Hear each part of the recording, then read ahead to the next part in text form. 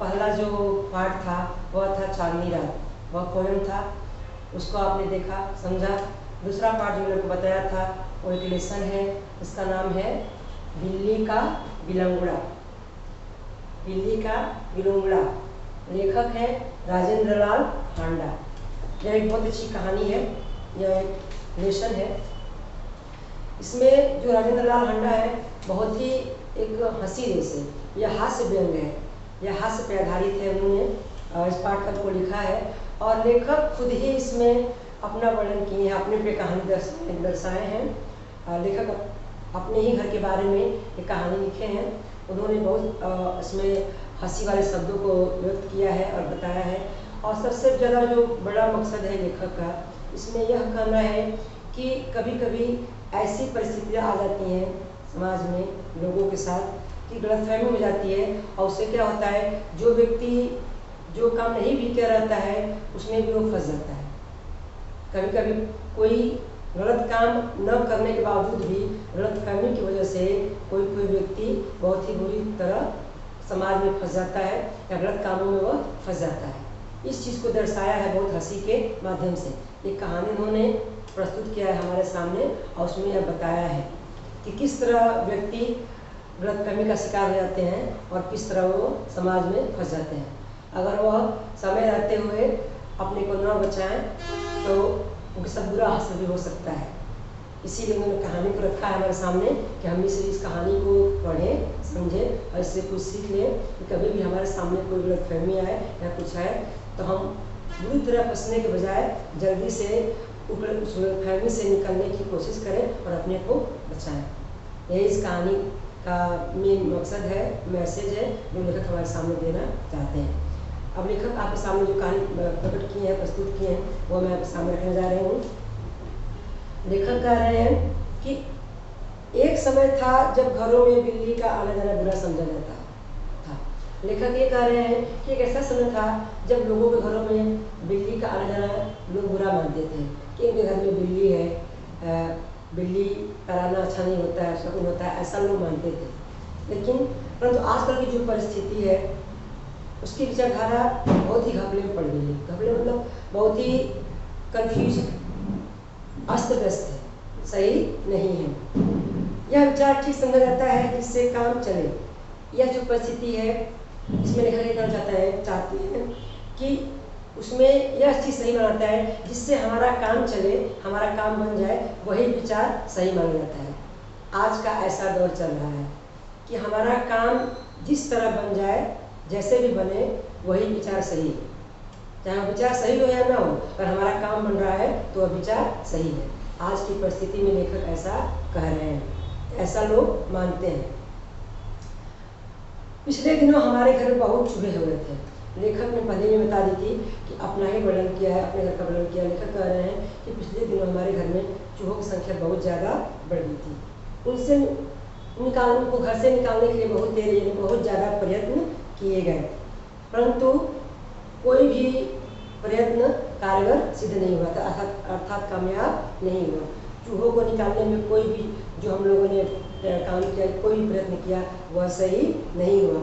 आटे और अनाज के लिए लोहे के ढोल बनाए गए। आटे और अनाज जो रखते हैं ना, गेहूँ चावल रखते हैं, आटा रखते हैं, उसके लिए लोहे के जिसमें रखते हैं ना, वो बर्तन होता है रखने के लिए, वो लोहे के बनवाए गए कि लोहे को तो चूहे उतर नहीं पाएंगे या उसमें वजन देगा तो जा नहीं पाएंगे। लेकिन वो भी कुछ दिनों तक सही रहा, बाद में वो भी कारगर नहीं हुआ, उसको भी चूहों ने मार दे दिया। यह उपाय कुछ दिनों तक कारगर रहा, परंतु आँख बचाकर चूहे इन घरों में भी घुसने लगे, इसमें भी जाने लगे। यह समस्या पर कई मित्रों से परामर्श किया गया, यानी बात विचार किया गया कि आखिर क्या किया जाए, चूहों से हम बहुत परेशान हैं, हम लोगों ने बहुत प्रयत्न किया, फिर भी ये चूहे जा नहीं रहे हैं। आखिर यह फैसला होगा कि घर में एक बिल्ली पाली जाए। इस प्रस्ताव पर किसी को आपत्ति नहीं हुई। आखिर सब लोगों ने सोच समझ करके इस बात को तय किया कि घर में एक बिल्ली पाली जाए जो आएगी और चूहों का सफाया करेगी। दूसरा पैरा हमारे सामने है, चुनांचे की बिल्ली लाई गई। चुनांचे मतलब होता है इसलिए घर में एक बिल्ली लाई गई, अर्थात चूहों की सफाया करने के लिए घर में एक बिल्ली लाई गई। उसकी खूब खातिरदारी होने लगी। अब बिल्ली को लाया गया था अच्छे मकसद के लिए, तो बिल्ली की खूब खातिरदारी होने लगी। कभी बच्चे दूध पिलाते, कभी रोटी देते, उसने विधि पूर्वक चूहों का सफाया करना शुरू कर दिया। देखते ही देखते चूहे घर से गायब हो गए। बिल्ली तो चूहे दुश्मन है ही, तो जब जानबूझ के उसके लिए लाया जाएगा तो वो तो और सफाया करेगी ही। देखते ही देखते जो चूहे घर से गायब हो गए। सब लोग बड़े खुश हुए। बिल्ली प्रायः सब लोगों की थाली से जूठन ही खाती, इसीलिए हमें उसका कोई खर्चा भी नहीं पड़ता था। जो बिल्ली है प्रायः मतलब अक्सर हमेशा लोगों का जो थाली में जूठन पड़ता था उसको खा लेती थी, इसीलिए घर के लोगों को कुछ बुरा भी नहीं लगा, क्योंकि अलग से उसका कोई खर्चा भी नहीं आता था, कोई आपत्ति भी नहीं थी घर के लोगों को। 2 महीने बाद वह समय आ गया जब हम चूहों को तो भूल गए और बिल्ली से तंग आ गए। जब 2 महीने बीते तो चूहों को सब लोग भूल गए, क्योंकि चूहे तो घर में अब थे नहीं, लेकिन सब लोग बिल्ली से तंग आ गए, क्योंकि बिल्ली ऐसी हरकतें ही करना शुरू कर दी। हमने सोचा चूहे तो खाली अनाज ही खाते थे, कम से कम परेशान तो नहीं करते थे, वो केवल अनाज खाते थे, कम से कम यहाँ हम कूदते परेशान तो नहीं करते थे। यह बिल्ली खाने में भी कम नहीं और हमें तंग भी करती है, खाती भी ज़्यादा है और तंग भी करती है, तो उसके प्रति हमारा व्यवहार बदल गया। अब जो बिल्ली के प्रति जो पहले व्यवहार था लोगों का, घर का सदस्यों का, वह अब व्यवहार बदल गया, क्योंकि वह बिल्ली सबको तंग करने लगी थी। अगला पैराग्राफ है, बिल्ली भी कम समझदार जानवर नहीं। बिल्ली कम समझदार जानवर नहीं है, बहुत ही चालाक है बिल्ली, ये बात सबको जाननी चाहिए। बिल्ली शेर को भी मात देती है, इसमें दिया भी है और यह बात सही है। शेर इतना ताकतवर जानवर है, बिल्ली उसको भी मात देती है, यानी बिल्ली के पास बहुत ही समझदारी होती है। जो शेर के काबू में नहीं आई वो हमसे कैसे मात खाती, तब बिल्ली शेर के काबू में भी नहीं आती है, तो हम लोग उसे कैसे मात खाती है, अर्थात हमसे हार कैसे मान जाती। उसने भी अपना रवैया बदल दिया। बिल्ली ने भी क्या किया, अपना रवैया बदल दिया। हमारे प्रति जो उसका व्यवहार था बिल्ली का, उसने भी अब उसको बदल दिया। हमारे आगे पीछे फिरने की बजाय वह रसोई के आसपास कोने में दुबक कर बैठ जाती। वो हमारे पास पहले आगे पीछे घूमती थी, वैसा नहीं करती थी। वह रसोई घर में जो खाना बनाने का घर होता है उसमें चुपचाप दुबक करके छिप करके बैठी रहती थी कि कब लोग हट जाएं और मुझे मौका मिले और मैं खाने पे, दूध पे, दही पे वार करूँ और सब खा जाऊँ। जब मौका लगता मजे से जो भी जी में आता वो खाती। इस तरह चोरी करते बिल्ली कई बार पकड़ी गई। एक दिन सुबह उठते ही मैं रसोई में कुछ लेने गया, देखता हूँ कि कढ़े हुए दूध का दही रात को बड़े चाव से जमाया गया था। कढ़ा मतलब बहुत ही दूध को जला करके पका करके उसमें रात को बहुत अच्छे तरीके से दही जमाया गया था, सुबह सब लोग खाएंगे। लेखक क्या बोलते हैं, जब मैं सुबह देखता हूँ तो बिल्ली खूब मजे से उस दही को खा रही है। अब देख करके तो और इनको गुस्सा है। आगे का पैराग्राफ है, अब चिंता हुई कि बिल्ली से कैसे पीछा छुड़ाया जाए। अब लेखक सोचने लगे यह तो बहुत ही ज़्यादा पानी सर से ऊपर चला गया, बहुत ही ज़्यादा परेशान करने लगी है। अब वो सोचने लगे कि किस तरह बिल्ली से पीछा छुड़ाया जाए। मेरा नौकर बहुत ही होशियार है, बहुत ही चालाक है। रात को काम खत्म करके जाने से पहले उसने एक खाली बोरी के अंदर 2 रोटी डाल दी और चुपके से एक तरफ खड़ा होकर बिल्ली का इंतजार करने लगा। बिल्ली आई, वह एकदम रोटियों पर झपटी यानी दौड़ी। नौकर ने तुरंत बोरी का एक सिरा पकड़कर उसे ऊपर से बंद कर दिया। यानी नौकर सोच रहा था, उन्होंने बोरी में गोनी जो होता है उसमें 2 रोटी डाली और बिल्ली का इंतजार करने लगा। बिल्ली जब आएगी और रोटी खा जाएगी, अंदर बोरे के अंदर जाएगी, गोनी के अंदर, मैं उसको ऊपर से बांध दूंगा, बिल्ली को कैद कर दूंगा। और हुआ ऐसा कि उसने रोटी रखा और बिल्ली का इंतजार करने लगा। बिल्ली जब आई, रोटी के ऊपर दौड़ी झपटी, उसने क्या किया, ऊपर से जो बोरे का ऊपर का सिरा होता है उसको उसने रस्सी से बांध दिया। रस्सी के साथ बोरी का मुंह बांध दिया गया। चूंकि अब रात के 10 बज गए थे, मैंने अपनी नौकर अमरूद, नौकर का नाम क्या था, अमरूद, से कहा कि सवेरे बिल्ली को कहीं दूर छोड़ आए जिससे वह इस घर में वापस न आ सके। लेखक कह रहे हैं, मैंने अमरूद से कहा अभी तो रात के 10 बज, इस समय जाना उचित नहीं है, तो तुम सुबह जाना और दूर कहीं, मतलब जहाँ जंगल झाड़ एरिया हो, थोड़ा सा शहर बस्ती से दूर, वहाँ छोड़ आना तो वापस न वापस आ सके। और गोनी में उसको मुँह बंधा है तो रास्ता भी देख नहीं पाएगी, और तुम ले आकर उसको छोड़ देना। अगला पैराग्राफ है, सब लोगों को चाय पिलाते पिलाते अमरू को अगले दिन 8 बज गए। अमरू नौकर था, क्योंकि सब काम उसको करना था, सबको काम धाम करते हुए, नाश्ता देते हुए, चाय देते हुए उसको 8 बज गए। मैंने याद दिलाया कि बिल्ली को छोड़ने जाना है, बिल्ली को बूढ़ी भटियारी की तरफ छोड़कर आना। लेखक ने कहा, मैं याद दिलाया कि बिल्ली को छोड़ने जाना है। और बूढ़ी भटियारी एक जगह है जो सुनसान इलाका होगा, शहर से बस्ती से दूर। तो लेखक ने कहा कि बूढ़ी भटियारी की तरफ उसको छोड़ आना। बोरी कंधे पर लटका अमरू चल दिया। बात आ गई और हो गई। मैं हजामत और स्नान आदि में व्यस्त हो गया। क्या मतलब शेविंग करना, दाढ़ी बनाना। लेखक बोलते हैं मैं दाढ़ी उड़ी बनाने में और नहाने में व्यस्त हो गया, क्योंकि 9:30 बजे दफ्तर जाना था। गुलशन खाने में जोर का शोर सुनाई दिया। गुलशन खाना एक जगह का नाम है जो लेखक के घर के अगल बगल कहीं रहा होगा। तो हम लेखक बोले, मुझे बहुत ही जोर का आवाज़ शोर सुनाई दिया। मैं नहाने में व्यस्त था और कुछ गुनगुना रहा था अर्थात गा रहा था, इसलिए मेरा ध्यान उधर नहीं गया। 2 मिनट के बाद फिर शोर हुआ, आपका नौकर पकड़ लिया गया है। अगर आप उसे छुड़ाना चाहते हैं तो छप्पर वाले कुएं पर पहुंचिए। बाहर कोई बोल रहा था कि आपका नौकर पकड़ लिया गया है, अगर आप उसे छुड़वाना चाहते हैं तो छप्पर वाले कुएं पर पहुंचिए। छप्पर वाले कुएं एक उधर का एरिया का प्लेस का नाम होगा। वहाँ पर लेखक को बता दिया गया कि आप उस स्थान पर पहुँचिए, आपका नौकर पकड़ लिया गया है। आगे का पैराग्राफ। मैं हैरान हुआ कि क्या बात है। समझा शायद अमरू किसी साइकिल से टकरा गया होगा, शायद साइकिल वालों का कुछ नुकसान हो गया हो और उसने अमरू को धर पकड़ा हो। रही आदमी इकट्ठे होने के बाद यह काम दिल्ली में मुश्किल नहीं है, और फिर करोल बाग में तो बहुत आसान है। यह बात कहाँ की है? लेखक बोलना चाहते हैं दिल्ली में करोल बाग की। लेखक ये कह रहे हैं कि दिल्ली में करोल बाग में लोग इकट्ठा होना यह आम बात है। वहाँ इतनी बस्ती है, कुछ भी होता है तो थोड़े ही समय में वहाँ बहुत सारे लोग इकट्ठा हो जाते हैं, भीड़ इकट्ठा हो जाती है। दिल्ली में मुश्किल नहीं, और फिर करोल बाग में तो बहुत आसान है, जहाँ सैकड़ों आदमियों को पता ही नहीं कि वे किधर जाए और क्या करें। सैकड़ों मतलब 100 आदमियों को करोल बाग में पता नहीं कि वो किधर जाए और उनको क्या करना है। खैर उधर जा ही रहा था कि रास्ते में खाली बोरी लटकाए अमरू आता हुआ दिखाई दिया। लेखक बोल रहे हैं कि मैं जा ही रहा था तो मैंने देखा कि रास्ते में जो अमरू है, वो जो बोरी है जिसमें बिल्ली को ले गया था, खाली हाथ लटका करके उसको लेकर के आ रहा है। वह खूब खिलखिला कर हंस रहा था। उसे डांटते हुए मैंने पूछा, अरे क्या बात हुई, तूने आज सुबह ही सुबह क्या गड़बड़ की जो इतना शोर मचा और मोहल्ले के लोग तुझे मारने दौड़े?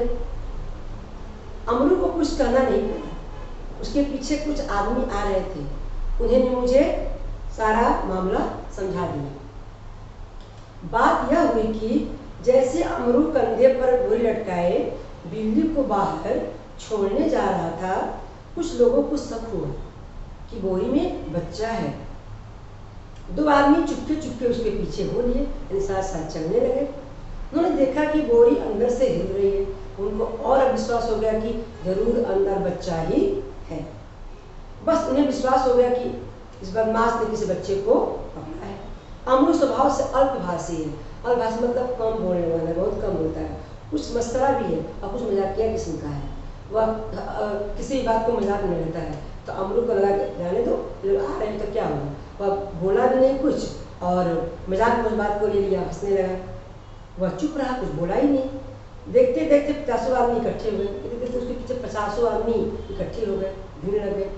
उनमें से एक चिल्लाकर कहने लगा, घेर लो इस आदमी को, यह बदमाश उसी गिरोह में से है जिसका काम बच्चे पकड़ना है। उस जगह से पुलिस थाना भी बहुत दूर नहीं था। एक आदमी लगभग यानी दौड़ कर गया और थाने से सिपाही को बुला लाया।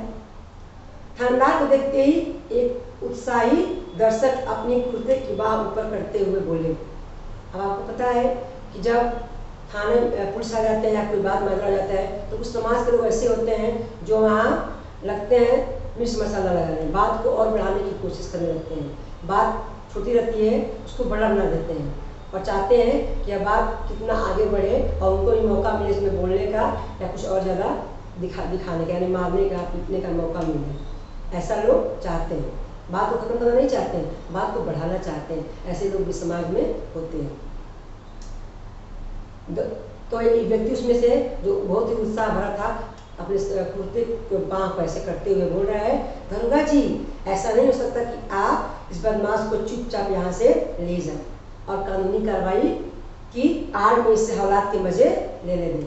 मतलब उसको क्या लगा कि आप ले जाएंगे, हौलात में ले जाएंगे और इसको थोड़ा बहुत पूछताछ करके और इसको आप छोड़ देंगे, ऐसा उस आदमी को लगा। पहले इसकी जी भर की मरम्मत होगी। वह क्या चाहता था कि पहले यहीं पे इसकी जी भर की मरम्मत की जाए, खूब पीटा जाए, अगर दरोगा जी कहें तो हम लोग इसको पीटना शुरू कर दें, ऐसा वह आदमी चाहता था। गजब नहीं है कि भरे मोहल्ले से बच्चे उठा लिए जाए।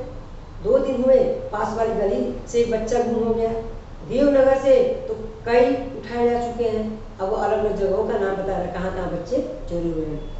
आप बाद में इसके साथ चाहे जो करें, पहले हम लोग इसकी पिटाई करेंगे। अगर आपके सामने इसमें लेखक कह रहे हैं, वह आदमी कह रहा है तो पहले हम लोग इसकी पिटाई करेंगे। भीड़ में से दसियों ने इस सुंदर प्रस्ताव का समर्थन किया। भीड़ में से 10 लोगों ने कहा हाँ इसका समर्थन किया कि हमें इसको पीटना चाहिए, और लोग अमरू को पीटने के लिए मानो तैयार होने लगे। अगला पैराग्राफ है। उन दिनों दिल्ली में बड़ी सनसनी फैली हुई थी, बहुत ही सनसनी थी। नगर के सभी भागों से बच्चे उठाए जाने की खबरें आ रही थी। दिल्ली में बच्चों की बहुत चोरी हो रही थी। 1-2 बार पत्रों में यह छपा जमुना के पुल पर कुछ आदमी पकड़े गए जिन्होंने बोरियों में बच्चे बंद किए थे। स्कूलों से बच्चे बहुत सावधानी से लाए जाते थे। पार्कों में और बाहर गलियों में बच्चों का खेलना कूदना बंद हो चुका था। दिल्ली नगर पालिका और संसद में इसी विषय पर अनेक सवाल जवाब हो चुके थे। इसीलिए इस मामले में राजधानी के सभी नागरिकों की दिलचस्पी थी। जो बच्चे की चोरी की बातें वह दिल्ली में हर जगह पर फैली थी। स्कूलों से, पार्कों से बच्चों को सावधानी से लेकर आया जा रहा था। बच्चों को खाली मतलब अकेले कहीं छोड़ा नहीं जा रहा था, साथ में उनके परिवार के लोग या पेरेंट्स भी रहते थे। कई जगहों में तो गली में यहाँ वहाँ से बच्चे चुराए भी जा चुके थे। इसीलिए लोगों को इसमें दिलचस्पी ज़्यादा बढ़ गई थी। बात सुनते ही, आवाज़ सुनते ही सब लोग यहाँ पे इकट्ठा हो गए थे कि चलो एक तो पकड़ा गया बच्चा चोर। दिल्ली नगर पालिका और संसद में इसी विषय पर अनेक सवाल किए गए थे। आश्चर्य इस बात का नहीं कि लोगों ने अमरू पर संदेह क्यों किया, बल्कि इस बात का था कि उन्होंने अभी तक उसकी मारपीट शुरू क्यों नहीं किया। सब लोग सोच रहे थे कभी इसको मारा क्यों नहीं गया। वातावरण में सनसनी और तनाव की कमी न थी। जो वातावरण था, एनवायरमेंट वहाँ का था, उसमें तो कोई कमी ही नहीं थी तनाव की। वहाँ लोग चाहते ही थे कि कब इसको पीटा जाए। बात बढ़ गई थी। आगे का पैराग्राफ। अगर थानेदार और पुलिस का सिपाही वहाँ न होते तो अब तक अमरू पर भीड़ टूट पड़ी होती। थानेदार ने आते ही अमरू की कलाई पकड़ ली, कलाई मतलब जो मां उसको पकड़ ली और पूछा, बोल यह बच्चा तूने कहाँ से उठाया है और इसे तू कहाँ ले जा रहा है। बोला, बता कहाँ है तेरे और साथी, आज सबका सुराग लगा कर ही रहूंगा, मैं यहाँ से हटूंगा नहीं, ऐसा दरोगा जी ने अमरू से कहा। अमरू अब तक तो दिल में हंस रहा था, मगर थानेदार की धमकियों से कुछ घबरा गया। इतने लोग इकट्ठा होने के बाद भी वो अभी उसको कोई डर नहीं था, मन ही मन हंस रहा था। लेकिन जब थानेदार सामने ऐसी बात की तब उसको डर लगा कि बात भी सीरियस हो गया, मामला बिगड़ गया है। तब वो अंदर ही अंदर घबरा गया। दबी आवाज़ में वह थानेदार से बोला, सरकार मैंने किसी का बच्चा नहीं उठाया, न मैं बदमाश हूँ, मैं तो एक भले घर का नौकर हूँ, रोटी चौका करता हूँ, रोटी बनाता हूँ, चौका बर्तन करता हूँ और अपना पेट पालता हूँ। आगे का पैराग्राफ है जो लास्ट है। जो आदमी थानेदार को बुलाकर लाया था क्रोध में आकर बोला, क्यों बकता है, अबे क्या बकता है। दरोगा जी ऐसे नहीं यह मानेगा, 2-4 बेद रसीद कीजिए। ये तो कहता है डंडा, रसीद मतलब उसको मारना, 2-4 डंडे उसको पीटिए, रसीद कीजिए, तब वह बोलेगा। दरोगा ने बगल से निकालकर बेद अपने हाथ में ले ली, बगल में रखे थे उस बेद को अपने हाथ में ले ली। अमरू नम्रतापूर्वक बोला, बहुत ही नम्रतापूर्वक झुक करके बोला, सरकार आप जितना चाहे मुझे पीट लें, पहले यह तो देख लें कि इस बोरी में क्या है, हुक्म हो तो चलिए थाने चले।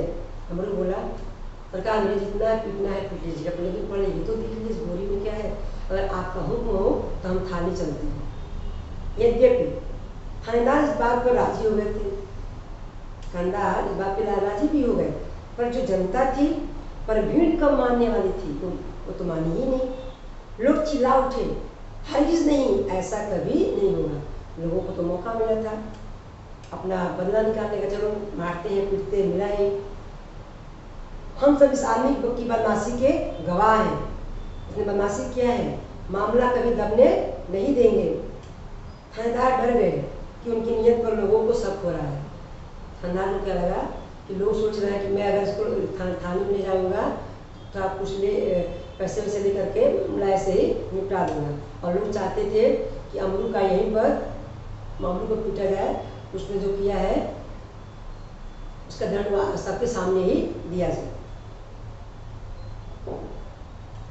थानेदार डर गए और उन्होंने अमरू से कहा, अच्छा बोरी को नीचे रखो, इसका मुंह खोलो। अमरू शांतिपूर्वक नीचे बैठ गया और धीरे से उसने बोरी का मुंह खोल दिया। जैसे ही बोरी का मुंह खुला, बिल्ली का बिलंगड़ा छलांगे मारता हुआ एक तरफ भाग गया और लोग देखते ही रह गए। थानेदार की भी समझ में न आया कि अब वो क्या करें। जानते वह थाने की तरफ मुड़ा और जो थानेदार थे वह कुछ बोल नहीं पा रहे थे, क्या करें। वह चुपचाप लोगों की भीड़ से थाने की तरफ मुड़ गए, जाने लगे। तो थाने की तरफ जा रहे थे तो एक तांगे वाला जो रास्ते में था, उसको उन्होंने जो बेच दिया था उससे पीट दिया। अपना जो जेब था, जो गुस्सा था, उसमें दिया जेब, जेब मतलब होता है गुस्सा, उसको उन्होंने उस तांगे वाले को पीट करके निकाला कि बीच में टांगा लगाते हो, समझते नहीं हो टांगा कहाँ लगाया जाता है। यह बात कर करके जो अमरू की जो जेब था, जो लोगों का गुस्सा था, उन्होंने उस तांगे वाले पर निकाला। बोलते हैं ना, किसी का गुस्सा किसी और पर निकालना, वैसा उन्होंने निकाला और अपने थाने की तरफ बढ़ गए। इस प्रकार मिटाए अपनी जेब को मुड़ते हुए थाने की तरफ बढ़ गए और अमरू में हंसता हुआ वापस आ गया।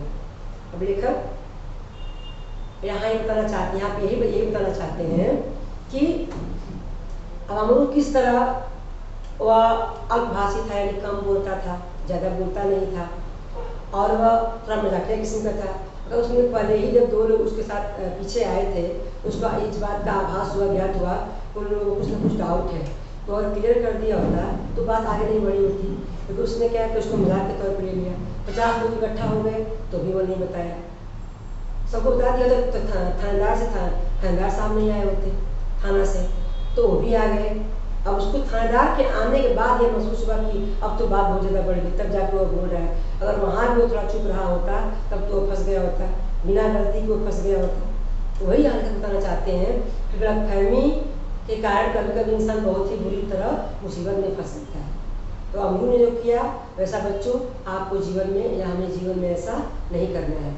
गलतफहमी जहाँ भी हो तुरंत उसको दूर कर देनी चाहिए। जैसे आप स्कूल में पढ़ते हो, आप बहुत सारे दोस्त हैं, कभी कभी छोटी सी गलती से भी गलतफहमी आप लोगों हो जाती है और दोस्ती टूट जाती है, उसमें दरार पैदा हो जाता है। या अपने दोस्तों से, रिश्तेदारों के साथ, समाज में पड़ोसियों के साथ भी ऐसा हो जाता है। एक गलत बात है। अगर ऐसा होता है तो आप वहाँ बात को दबा करके मत रखिए, जाकर के बात को सामने रख करके बात को क्लियर कर दीजिए, तो वहाँ पे जो गलतफहमी है वह दूर हो जाए। तो कभी क्या होता है कि अपने जो रिश्ते हैं, हमारे रिश्ते रहते भी गलतफहमी की वजह से बहुत ही टूट जाते हैं, दूर हो जाते हैं। दूर होते तो क्या होती है, वो दिन टूट जाते हैं। यह गलत बात है, ऐसा नहीं होना चाहिए। बहुत लोग अहम करते हैं, घमंड करते हैं, मैं क्यों सामने से बोलने जाऊँ, मेरी गलती ही नहीं है, लेकिन ऐसा नहीं करना चाहिए। अगर गलतफहमी होती है तो अगर आप समझदार हैं, पढ़े लिखे हैं, तो आप ही सामने से जाइए और उस गलतफहमी को दूर कर दीजिए और अपने रिश्तों को, अपने पड़ोसियों से रिश्तों को मत तोड़िए, अपने रिश्तों को बचाइए, अपने दोस्तों को बचाइए, अपना रिश्ता हमेशा कायम रखिए। यही लेखक यहाँ पे कहना चाहते हैं। अभी जो दिया है बिल्ली का बिलंगुड़ा, तो बिल्ली का जो बिलंगुड़ा है, बिलंगुड़ा से तात्पर्य है बिल्ली का बच्चा।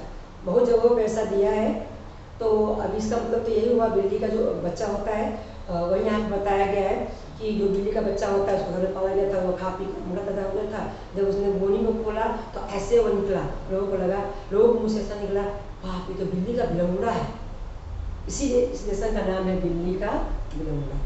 तभी आपके सामने लेखक ने इतना अच्छा कहानी बताया, बिल्ली का बिलंगुड़ा। जिससे उन्होंने गलतफहमी को कैसे दूर किया जाता है यह बताया। गलतफहमी हमारे सामने हो तो उसको कैसे तुरंत दूर कर देना चाहिए। उसको बहुत लंबे समय तक खींच करके अपने उसमें फंसाना नहीं चाहिए, यह सीख मिला। ये दूसरा पार्ट था। और तीसरा पार्ट आपका है आगे जो है वह है कबीरदास। कबीरदास वह जो एक पूरक पठन है।